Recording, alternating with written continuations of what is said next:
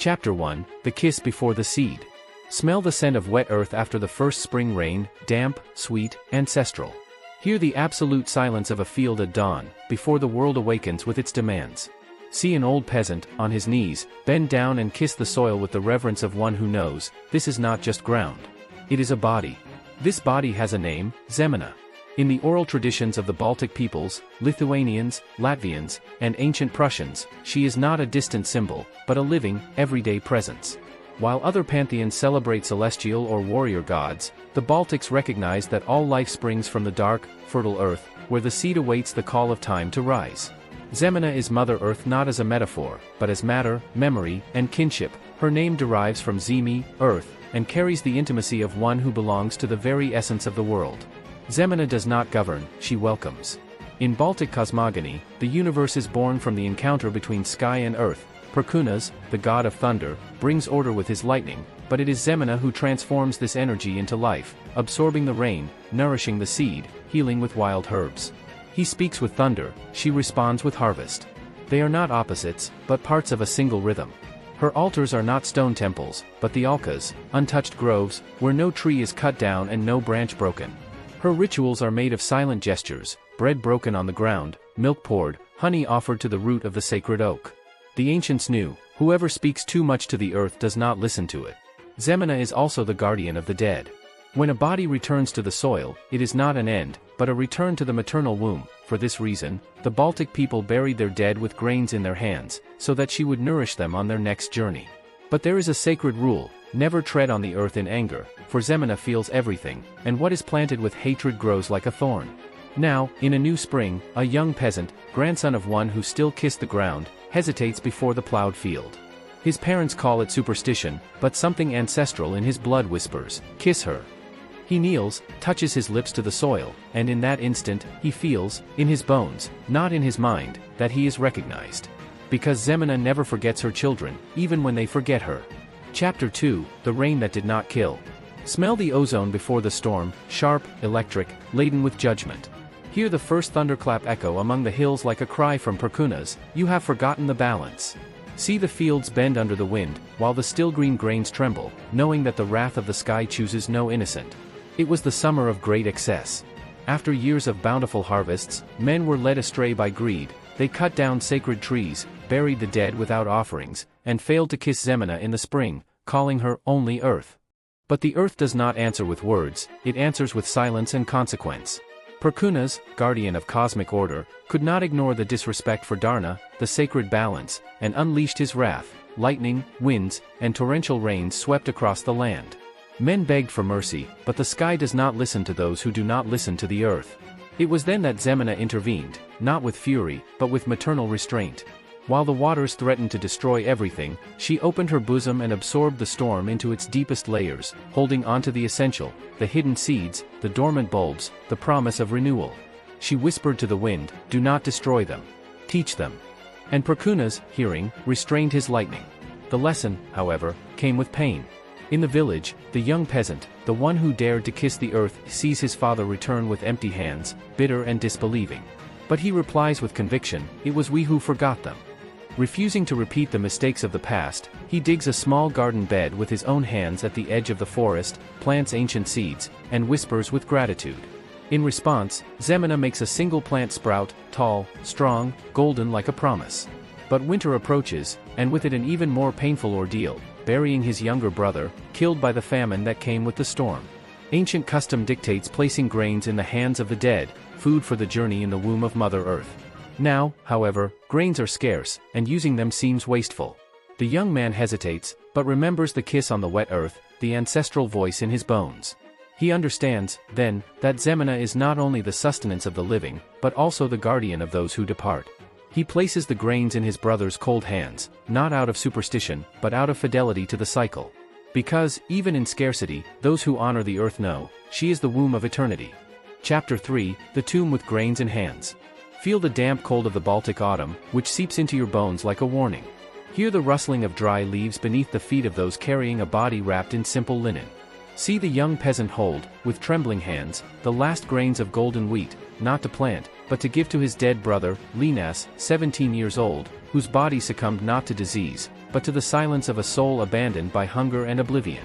In ancient tradition, the dead return to earth with gifts in their hands, not out of superstition, but by pact. Žemyna, receive it, whispers the young man as he places the grains in his brother's cold palms. Feed him on the other shore, as you fed us here. His father, arms crossed, protests, it was our last wheat. And the son replies firmly, it was our last duty. Because, in Baltic cosmogony, death is a crossing, and Žemyna, the silent fairy woman, welcomes bodies into the womb of eternity, transforming what is entrusted to her. The tomb is dug beneath an ancestral oak, a tree beloved by Perkunas, but erected by Žemyna's patience. No hammers or nails, only hands, earth, and silence. Covering the body, the young man pours a trickle of milk over the mound and sits beside it, as one who watches over a sacred sleep. That night, he dreams of roots that embrace his brother like hugs, pull the grains from his hands and transform them into luminous seeds that rise like green stars to the sky. A voice, from the earth itself, says, nothing given to me is lost. Everything is transformed. At dawn, he finds a sprout of barley breaking through the soil, impossible in autumn. His father weeps, not from pain, but from recognition, she did not forget, even when we forgot.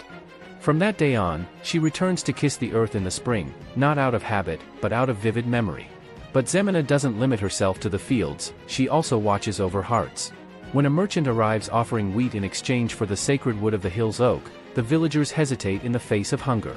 It is the young man who stands up, we don't sell our mother. And Žemyna responds with a north wind so strong that the merchant flees, fearing to lose even his bones. For in Baltic tradition, whoever exploits the land plants their own ruin. However, a new danger approaches, knights with crosses on their chests advance from the west, proclaiming that Mother Earth is a demon in disguise, and that there is only one sky, one God, one path. Žemyna feels the weight of the stones that will come to build churches upon her sacred groves. She doesn't fight with weapons, she hides in the seeds, in the songs of her grandmothers, in the hands that still, in secret, kiss the ground. Chapter 4, The Cross on the Oak Tree. Smell the smoke, not from a ritual bonfire, but from sacred wood burning under someone else's command. Hear the grinding of the axe against the trunk of the ancestral oak, each blow like a muffled cry from the earth. See the leaves fall in slow motion, like green tears that no one collects. The year is 1410. The cross advances. Knights of the Teutonic Order erect a stone chapel atop the hill where the Alkas, the sacred grove, once stood, proclaiming that paganism will be purified there. But the villagers know, there is no demon in that forest, there is Žemyna. Mantas, the young peasant now matured by loss and responsibility, observes in silence.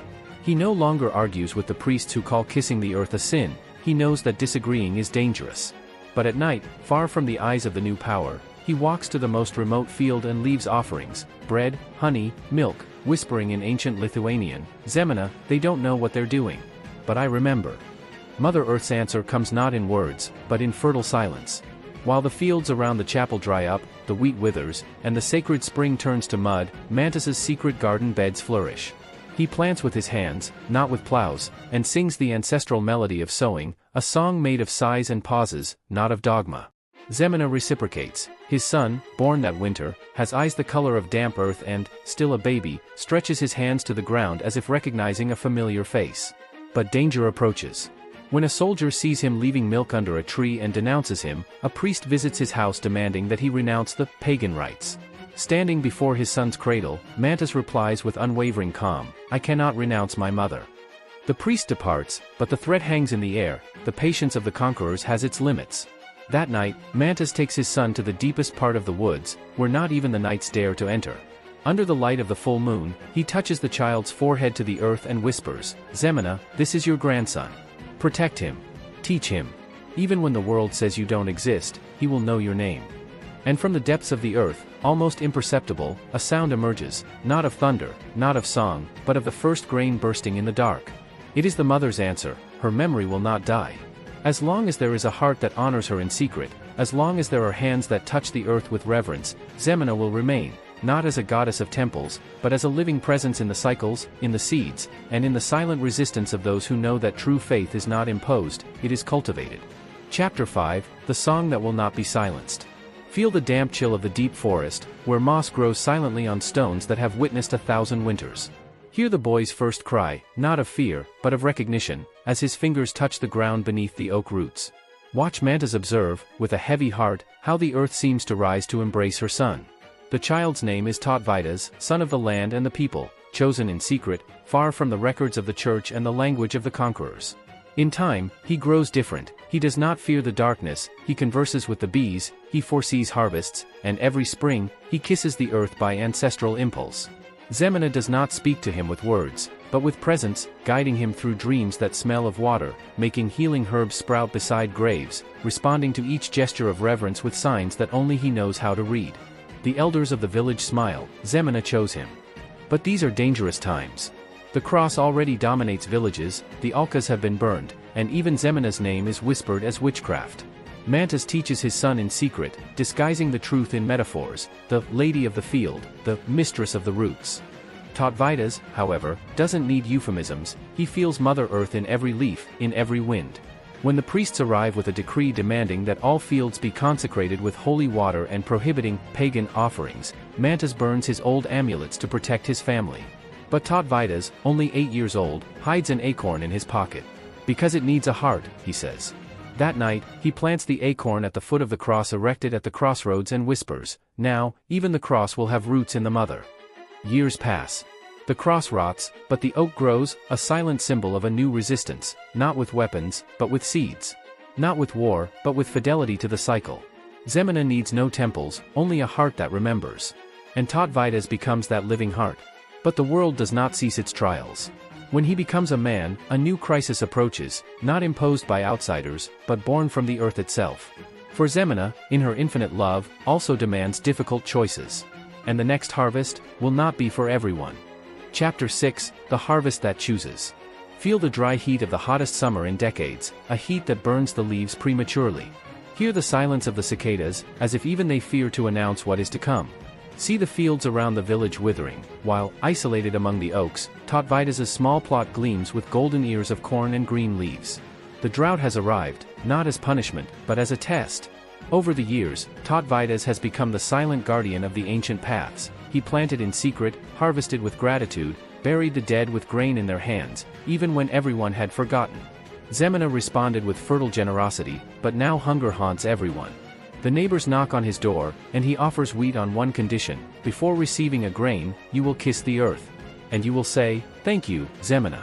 Some refuse, calling it paganism, others, driven by hunger or ancestral memory, kneel and pronounce the forbidden name. Žemyna accepts, because, in the Baltic tradition, food is not a right, but a relationship. The ordeal deepens with the arrival of Lukas, son of the former merchant who had tried to buy the sacred wood. Rich, allied with the priests, and owner of barren fields, he arrogantly demands wheat.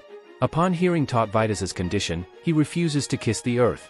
"I will not kiss the earth as an idolater." Later, he tries to steal the granary, but, upon touching the sacks of wheat, he feels his fingers burn as if in contact with embers. He runs away shouting that the food is cursed. Tautvidas knows the truth: there is no curse, only recognition. Žemyna does not reject it out of revenge, she simply knows who sees her as a mother and who treats her as a resource. In the following days, those who honored the land harvest, those who did not do so watch from afar, torn between hunger and pride. But the greatest test is yet to come.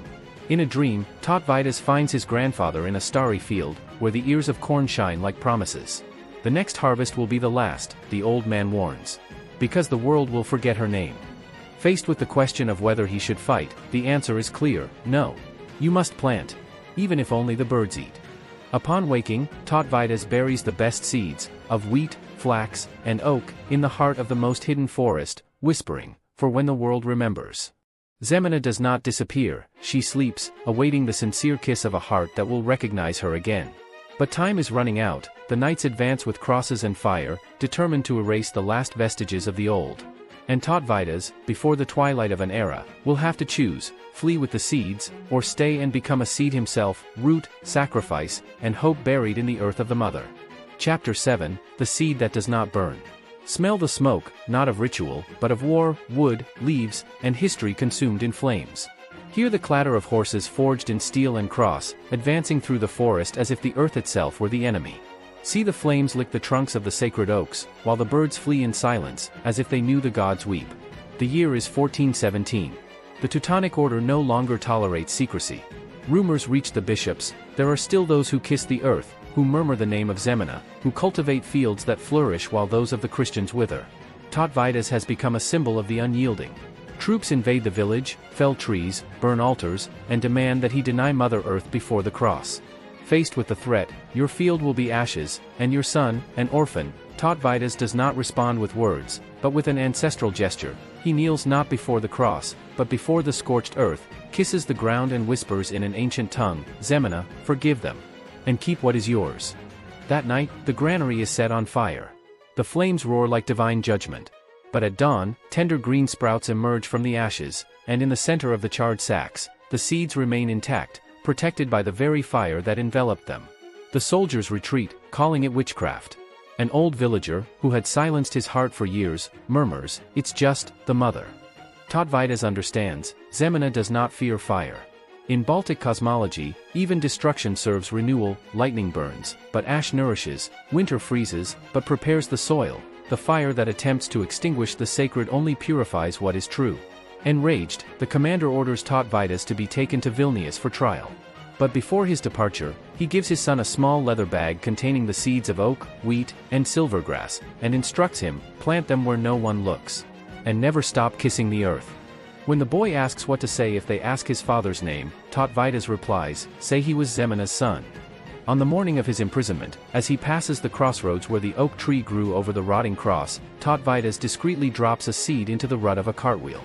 The wind covers it with dust, a secret kept, a promise buried. Because Žemyna needs neither temples nor heroes, only a heart that plants, even in the darkness. Tautvidas knows that his path will not end in chains or bonfire. It will end in the earth. And soon, her body too will be a seed, not as an end, but as continuity. For in the Baltic tradition, whoever honors the mother until their last breath never disappears. They become a root, they become memory, they become the fertile silence of those who still believe that a kiss on the ground can save the world. Chapter 8, The Body That Becomes Soil. Feel the damp cold of the dungeon, not only in the stone walls, but in the soul that waits without hope. Hear the slow dripping of water in the basement of Vėlinės Cathedral, as if time itself were counting the remaining days. See Tautvidas, chained, but with his hands still smelling of earth, because, even there, he dreams of roots. There is no fair trial, only the demand for a confession that erases the past. Deny the pagan goddess, insists the bishop. Say it was an illusion. But Tautvidas replies with the same calm with which he kissed the ground at dawn, I cannot deny my mother. It is not rebellion, it is fidelity. In the Baltic tradition, the earth is not an idol to be worshipped, but the origin to be honored. To deny it would be to renounce one's own blood, breath, birth. The bishop sighs, then be an example. In the central square, Tautvidas is hanged not as a heretic, but as a stubborn pagan, a common death, to erase his memory. But the Baltic gods do not save, they transform. The instant the rope closes around his neck, he whispers to the stone earth, Žemyna, receive me back. And, in response, a crack appears in the ground, and within it, a green root, timid but unwavering.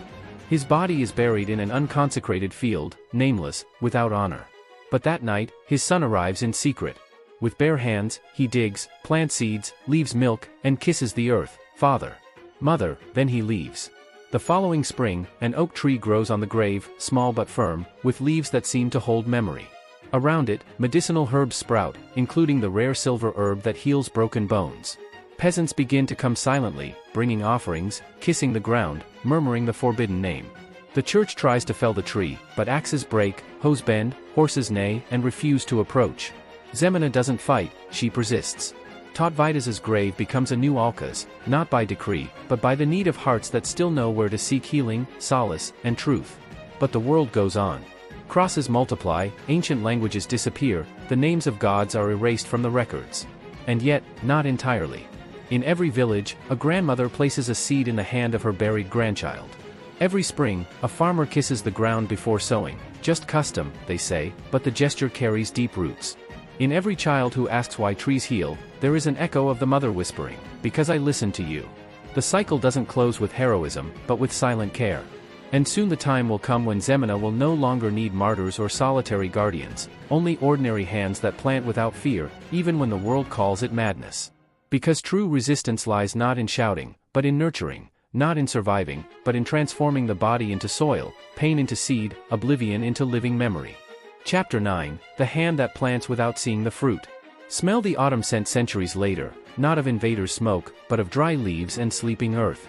Hear the murmur of a grandmother teaching her granddaughter to intertwine wildflowers, not as decoration, but as an offering. See a modern woman, in boots and with a cell phone in her pocket, stop before a field and, without knowing why, kneel and touch the ground with her forehead. Time has passed. Lithuania was a kingdom, an empire, a republic, a Soviet nation, a democracy. The crosses are still everywhere, but so are the oak trees. Žemyna hasn't disappeared, she has blended in. She survives in lullabies, in peasant sayings, in almost unconscious gestures. Zemes, the earth has no heart, but it feels. At the Žemyna festivals, flower wreaths are more than decoration, they are silent promises to the one who sustains everything. Even Our Lady of the Earth receives milk and bread in the fields, proof that devotion adapts but does not die. But the modern world brings new forms of forgetfulness. Tractors plow without pause, fertilizers burn the soil, forests become timber, and young people walk on the earth as if it were asphalt, something dead, disposable.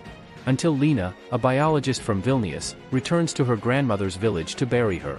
The old woman died at 94, her hands covered in earth, and her last wish was to be buried under the ancestral oak tree on the hill, the one that no one dares to cut down, even without knowing why. Digging the grave with her own hands, machines don't understand grief. Lena feels the soft, living earth, as if it had been waiting for her for centuries. Remembering the old story, when someone dies with respect for the earth, their tomb becomes a cradle, not an end. She scatters wild seeds over the body and whispers, "Return as a flower." That night, she dreams of her grandmother walking hand in hand with an ancient-faced man, perhaps taught Vedas, perhaps an ancestor, in an endless field. Upon waking, she finds a rare, almost extinct plant sprouting among the roots of an oak tree, a plant that only grows where there is silence and integrity. Her heart races, not as a scientist, but as a daughter of the earth. That day, Lena transforms her vocation. She abandons the cold discourse of recovering degraded soils, and embraces a new project, ecological memory, the science that rediscovers the ancestral wisdom that healing the earth is healing the soul.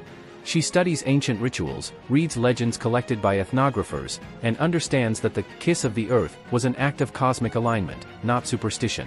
Faced with the skepticism of her colleagues, that's mythology, not science. She doesn't debate. She simply plants. She creates a garden in the center of the university with ancient herbs, forgotten grains, and healing roots, and places a simple plaque, in gratitude to Mother. Every spring, before the first planting, she kneels and kisses the earth. Because now she understands, Žemyna doesn't need to be proven, only remembered. But the real test is approaching. The university plans to build a new laboratory exactly where the garden flourishes. And Lena will have to choose, to yield to impersonal progress, or to become, she too, a seed, willing to be buried so that something true may continue to grow. Chapter 10, The Land That Never Surrenders. Feel the wind laden with pollen and promise, blowing from the east as in the times of Perkunas. Hear the silence that is not empty, but full, the silence of one who waits with millennial patience. See Lena standing before the planning meeting, her hands clean, but her feet still smelling of damp earth. The laboratory will be built, the numbers say, science, progress, jobs. The garden is charming, but impractical. When they suggest transplanting the plants, Lena calmly replies, they don't grow where they aren't invited. No one understands, but she knows, Žemyna doesn't inhabit just any soil, only that which is loved with intention. On the eve of the felling, instead of protesting, she goes to the garden at dusk. She leaves oat milk, wild honey, and whispers in ancient Lithuanian, Žemyna, they don't know what they're doing. But I remember. And as long as I remember, you exist. That night, it rained softly, as if the earth were responding with tears of reconciliation. The following morning, the machines fail, engines won't start, excavators jam, even the hammers seem heavier. They call it coincidence. Lena smiles, not in victory, but in recognition. Žemyna never fought with thunder, its resistance is silent, made of roots, seeds, and the stubbornness of life that refuses to die. Under pressure, the administrators retreat. The garden remains. But Lena knows, it wasn't a miracle, it was memory. In the following years, that space becomes a refuge. Students come to breathe, not just to study. Some leave apples, folded poems, streams of water, unconscious gestures of a reborn ancestral devotion. Lena, now a teacher, includes a simple principle in her ecology class: before studying the earth, learn to greet it. Not as a religion, but as ethics, for, in the Baltic worldview, one cannot understand nature without reverence, nor heal without asking for forgiveness. Žemyna was never a goddess of nature, she is nature, not as a resource, but as a living relationship. As long as there is a single heart that kisses her with gratitude, she will flourish.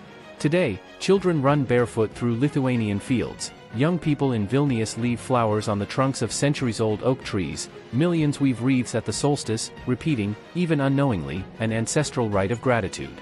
Žemyna does not demand temples, she is the temple, the ground, the silence among the roots, the grain in the hand of the dead, the kiss before sowing. She has not disappeared. She only waits, until the world remembers that walking on the earth is not a right, but a privilege. This story comes from the Baltic mythological tradition, preserved in songs, agrarian rituals, and oral legends of the Lithuanian and Latvian peoples, one of the last pagan cultures in Europe to resist Christianization. If it touched you, comment, what ancestral lesson do you take from it?